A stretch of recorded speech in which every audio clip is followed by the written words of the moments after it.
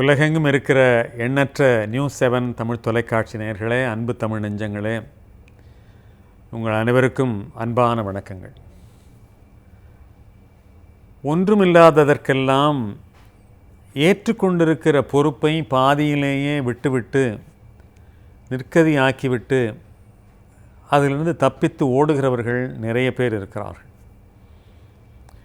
வலுவற்ற காரணங்களுக்காக ஏற்றுக்கொண்ட பொறுப்பை முழுமையாக செயல்படுத்தாமல் அப்படியே விட்டுவிட்டு போய்விடுகிறார்கள். முன்பெல்லாம் வேலையிலே சேர்ந்தவர்கள் அத்தனை ஆண்டு சேவை, இத்தனை ஆண்டு சேவை, இன்னும் சொல்ல போனால் பாரம்பரிய சேவகம். என் தாத்தா இங்கே வேலை பார்த்தார், என் மகன் இங்கே வேலை பார்க்கிறார், நானும் வேலை பார்க்கிறேன் என்று பாரம்பரியமாக பேசுகிற கதையெல்லாம் இன்றைக்கு இல்லை.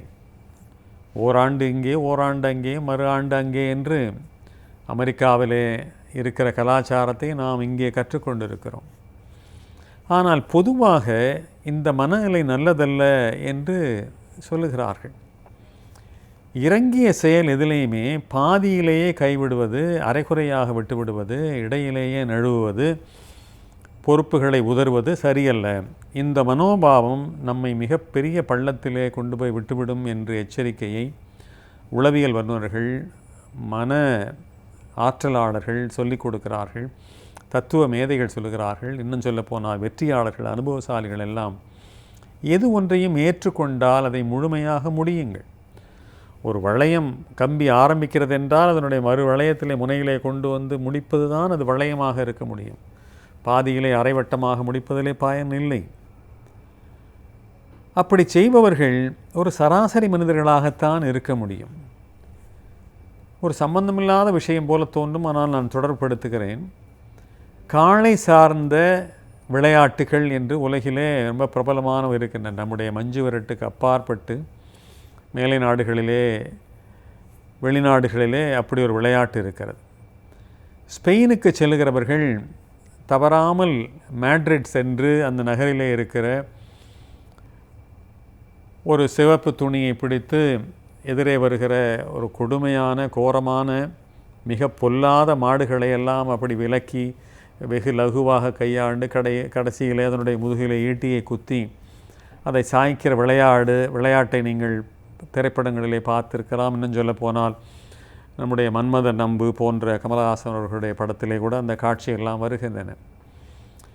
கொரிடா டிடோரோஸ் என்று ஒரு உச்சரிக்கவே சிரமமான ஒரு பெயர் இருக்கிறதே, அதுதான் அந்த விளையாட்டினுடைய பெயர்.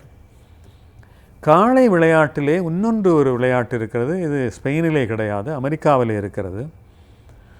முதுகிலே ஒரு முரட்டு காளையின் மீது அமர்ந்து ஒரு சின்ன பிடியை மட்டும் கையிலே கொடுப்பார்கள்.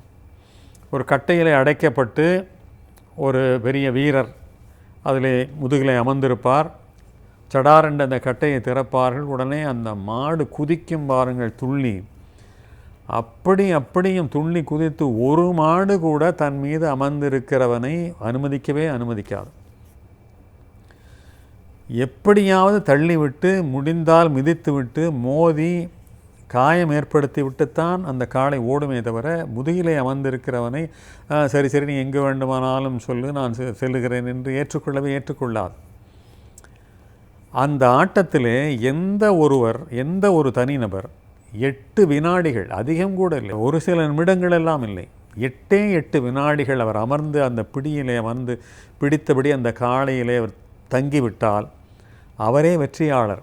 அந்த ஆட்டத்தை பார்த்தவர்கள் அதில் உள்ள சிரமத்தை உணர்வார்கள். அந்த 8 வினாடிகள் கூட அமர முடியாத அளவிற்கு அது கீழே தள்ளும். அதுவாக தள்ளுகிறவரை அந்த மாட்டின் மீதே அமர்ந்திருக்க, அந்த காளை மீது அமர்ந்திருக்கிறவர்கள் அந்த பிடியை விடவே மாட்டார். குப்புற தள்ளும், பக்கவாட்டில் சாய்க்கும், முன்னாலே தள்ளும், பின்னாலே தள்ளும், அப்படியே காலை உயர்த்தும், எல்லா வேலையும் பண்ணும், அவர் விட மாட்டார்.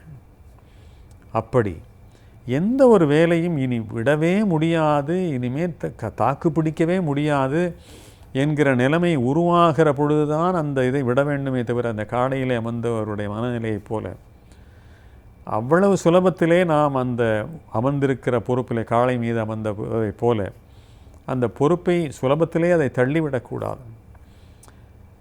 எப்படி காளை மீது அமர்ந்தவர் அதை விடமாட்டார், அதே போல் நான் வாழ்க்கையிலே நாம் அமர்ந்திருக்கிற வாகனம், நான் சொல்வது காரை அல்ல, ஏற்றுக்கொண்டிருக்கிற பொறுப்பை அவ்வளவு சுலபத்திலே அந்த ஸ்டேரிங்கை விட்டுவிட்டு கைப்பிடியை விட்டுவிட்டு கீழே இறங்கி விடக்கூடாது. இந்த மனோபாவம் என்றைக்கும் இருந்தால் எது ஒன்றையும் முழுமையாக நிறைவேறும் வரை நாம் நிறைவேற்றியே தீர்வோம்.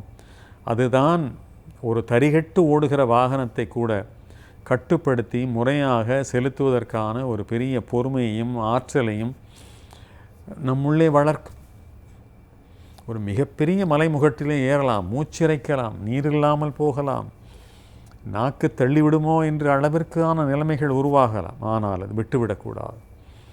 இன்னும் கொஞ்ச தூரம்தான், இன்னும் கொஞ்ச தூரம்தான், எப்படியும் நான் இந்த மலைமுகட்டை அடைந்து விடுவேன் என்று மலைமுகட்டின் மீது ஏறுகிறவர்கள், ட்ரக்கர்ஸ், எப்படி தங்களுடைய முயற்சிகளை பாதியிலே கைவிடாமல் எப்படியாவது இந்த மலை உச்சியில் அமர்ந்து அங்கே கொடியை நாட்டியோ அல்லது போய் அமர்ந்து ஒரு தேநீர் கோப்பையையோ ஒரு சிறு நீரையோ குடித்து ஆசுவாசப்படுத்தி அந்த உயரத்தில் இருந்து பார்த்து மகிழ்கிறார்களோ, இவ்வளவு தூரம் ஏறி வந்ததனுடைய பலனை அனுபவிக்கிறார்களோ, அதே போல் வெள்ளத்திலே நாம் தள்ளப்பட்டால் கூட நீச்சலை விட்டுவிட்டால், கைகளை உயர்த்திவிட்டால் நாம் எங்கோ அடித்து செல்லப்படுவோம். அதே போல்தான் நாம் ஏற்றுக்கொண்டிருக்கிற பொறுப்பும் கூட. கடைசி வரை கையை உயர்த்தி விடாமல் நீச்சலை போட்டு எப்படியாவது அந்த ஒப்படைக்கப்பட்ட பொறுப்பை கடைசி தருணம் வரைக்கும் போராடி அதை முடித்துவிட வேண்டும். அதுதான் வாழ்க்கையிலே வெற்றிகரமான ஒரு பார்வை என்று சொல்கிறார்கள். ஆக்கப்பூர்வமான பார்வை இருந்தால்தான் நான் சொல்வதெல்லாம் சாத்தியம். போராடினால் ஜெயிக்கலாம் என்கிற மனோபாவம் என்றைக்கு வளர்கிறதோ அன்றைக்குத்தான் நாம் வாழ்க்கையிலே நாம் ஏற்றுக்கொண்டிருக்கிற பொறுப்புகளிலே முழுமையடைய முடியும்.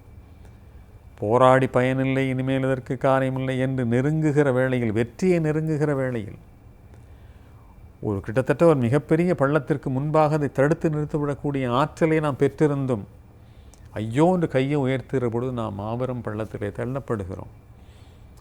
ஒரு சிரிக்கக்கூட முடியாத ஒரு கடுமையான வேதனை, அசதி, மனக்களைப்பு எல்லாம் ஐயோ அதை விட்டுவிட்டால் போதும், வேண்டாம் இந்த பொறுப்பை ஏண்டா ஏற்றுக்கொண்டோம் என்று வெறுத்து போகிற அளவிற்கு நிலைமை உருவானாலும் கூட இன்னும் கொஞ்சம் முயன்று பார்க்கலாம், இன்னும் கொஞ்சம் தூரம்தான் என்று முயன்று பார்த்தால் எது ஒன்றும் சாத்தியம்.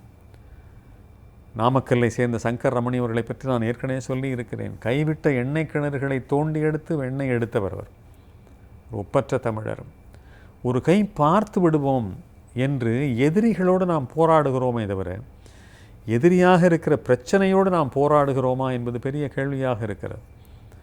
ஒரு மனிதன் எதிராக இருக்கிற பொழுது, அவன் நம்மை கிளறுகிற பொழுது, நம்மை சவால் விடுகிற பொழுது அவன் மீது நமக்கு வேகம் வருகிற வேகம், ஒரு பிரச்சனை என்கிற ஒரு உருவகம், அதை ஒரு உருவமாக கற்பனை செய்து கொண்டு அது நம்மை நோக்கி சவால் விடுகிறது. உன்னை என்ன செய்கிறேன் பார் என்கிற மனோபாவத்தோடு அணுகுகிறவர்கள் எத்தனை பேர்?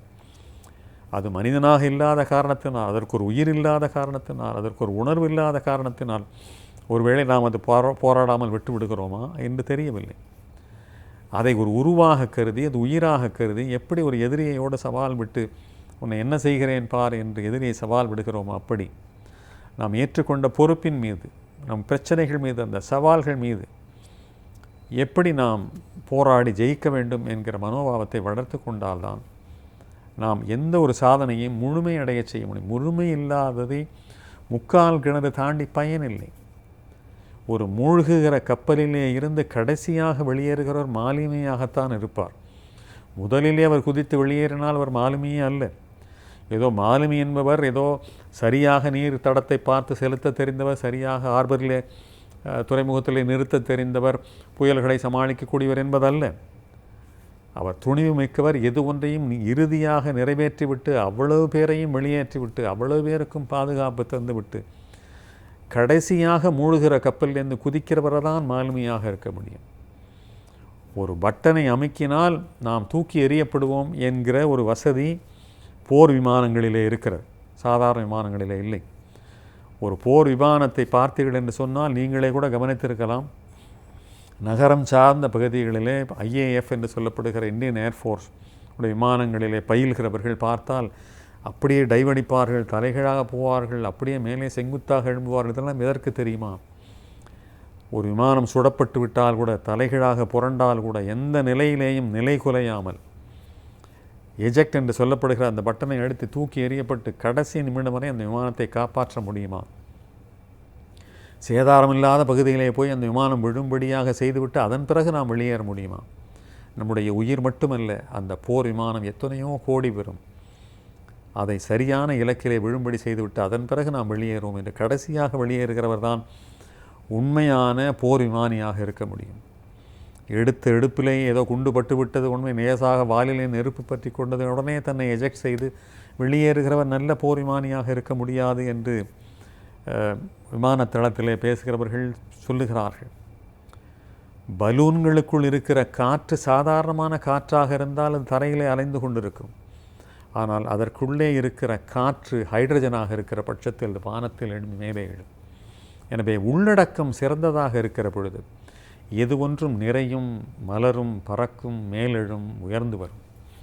உள்ளடக்கத்திலே ஒன்றுமில்லாத பொழுது ஒரு காற்றிறக்கிய பலூனாக ஆகிற பொழுது மனிதன் சாதனையற்றவனாக ஆக்கி போகிறான். எனவே எந்த ஒரு பெரிய தடங்கல்களையும் அது ஒரு இரும்பு தகடுகளாக எண்ணாமல், இனிப்புகள் மீது பரப்பப்படுகிற ஒரு சில்வர் ஒரு பேப்பர் இருக்கிறதே, அதை போல் அதை கருதி அதை நாம் வென்று வெளிவர முடியும், சாதிக்க முடியும் என்கிற நம்பிக்கையோடு வாழ்க்கையை எதிர்கொண்டால் எது ஒன்றையும் நாம் முடித்துவிட்டுத்தான் இதிலிருந்தும் நாம் வெளியேறுவோம். எதையும் முழுமையாக செய்வோம். எதிலொன்றும் முழுமை வேண்டும் நண்பர்களே. மீண்டும் சந்திப்போம். வணக்கம்.